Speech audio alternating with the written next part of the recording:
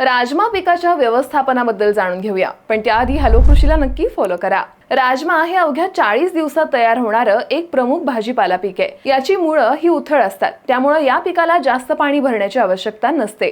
जरी या पिकाला कमी पाणी लागत असलं तरी फुलोरा अवस्थेत असताना जमिनीत पुरेसा ओलावा असायला हवा, नाहीतर फळधारणा कमी प्रमाणात होते आणि परिणामी उत्पादनात विक्रमी घट घडून येऊ शकते। म्हणून राजमा पिकात पाण्याचं व्यवस्थापन करणं महत्त्वाचं ठरतं।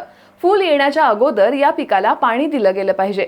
तसंच पावसाळ्यात या पिकाची लागवड जर करायची असेल तर पाण्याचा चांगला निचरा होणाऱ्या जमिनीत याची लागवड करावी, असा सल्ला कृषी विशेषज्ञ देतात। पावसाळ्यात सहसा राजमा पिकाला पाणी भरण्याची आवश्यकता नसते, मात्र जेव्हा पावसाळ्यात पाऊस लांबणीवर पडतो तेव्हा पिकाला पाणी द्यावं। उन्हाळ्यात लागवड केल्या जाणाऱ्या राजमा पिकाला 10 दिवसाच्या अंतरानं पाणी भरण्याची शिफारस केली जाते। राजमा पिकाची लागवड तुम्ही कधी करणार आहे का? कमेंट करून नक्की सांगा आणि हा व्हिडिओ जास्तीत जास्त शेतकऱ्यांपर्यंत नक्की पोहोचवा।